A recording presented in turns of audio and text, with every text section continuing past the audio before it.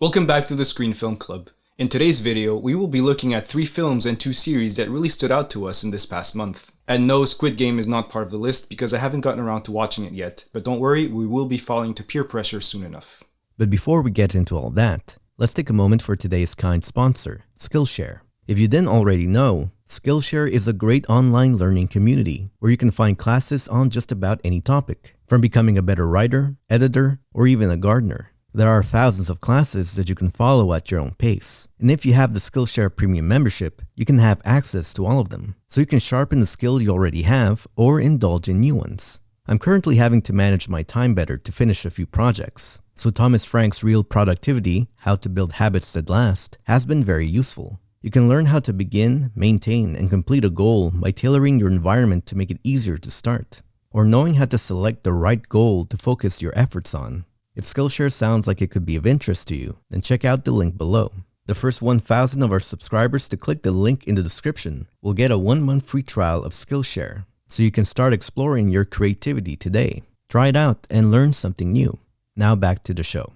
The first movie we will be looking at is the latest entry into the Marvel Cinematic Universe, Shang-Chi and the Legend of the Ten Rings. It feels like some kind of fantasy mystical adventure film that just happens to be part of the MCU. Unfortunately, since this is a world we haven't really been informed about in past MCU movies, this film has a difficult task of setting up the universe's backstory while providing a compelling plot. And here, there's a lot of world building, flashbacks, and info dumps, which sometimes make the film feel bloated. I was certainly interested in where things were going, but I was hoping for more clarity, still at the midpoint of this movie. The pacing also feels odd. On the plus side, this is one of the more original Marvel movies. The special effects, especially for the water and the third act's mystical creatures, just look amazing. We get to have an interesting villain, well choreographed fights, and a good amount of heart. I just wish there was a better balance of the use of CG during the fights. To an extent, the VFX takes away from the choreography because it makes it hard to appreciate its realism when everything around it is going bonkers.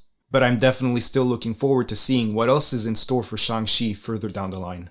The following movie we're going to talk about is James Wan's latest horror offering, Malignant. Ever since an argument with her husband, Madison has been having violent dreams about murders that turn out to have happened in reality. As the investigation into the murders deepens, so does the link between the perpetrator and Madison, as more about her mysterious past comes to light. First off, it should be noted that the movie's trailers mislead us as to what kind of movie this is. We are not in the same territory as Saw, The Conjuring, or Insidious here. This is a movie that embraces a certain campiness and takes a lot of time to build, to the point where it becomes uninteresting. I was really thinking about stopping the movie and doing something else because I didn't really feel attached to the characters or the story. But then, the third act hits, and damn. You realize the first 2 acts of the movie are just there to set up a certain reveal. And it's only because of it that I would recommend someone to watch this nutty story. I have never seen a film be able to pull my attention back like that so late in the runtime, but it worked. There are some very creative and creepy visuals in here. It definitely feels like James Wan's take on Italian giallo slashers with his own mad twist. If you like the director's past work, you should definitely check out Malignant, but don't expect it to be his best.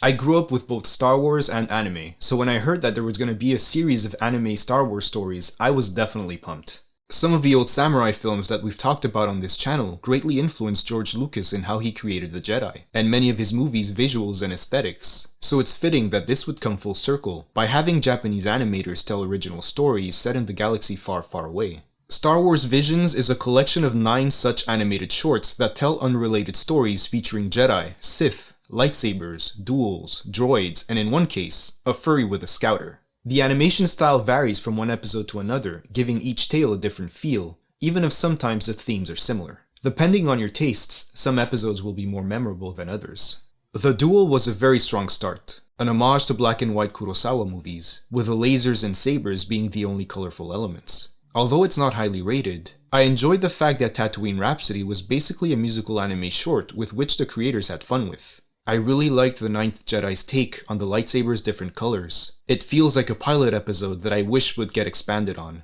It was also nice to hear Goku's Japanese voice actress lend her talent to voice the Astro Boy-like droid in Toby. And also, the duels in The Elder were some of my favorites of the 9 episodes. One thing that I feel was done well in general, and that I wish future Star Wars projects could explore as well, is a sense of a world that's moved on. conveying a certain sadness over the loss of an era, that of the Jedi in this case. Something very similar as to how certain samurai films approached the way the past was seen. Visions might not be for everybody, especially if you don't like anime, but it deserves to be watched. I suggest not binging all the episodes in a row, so that they don't all blend together.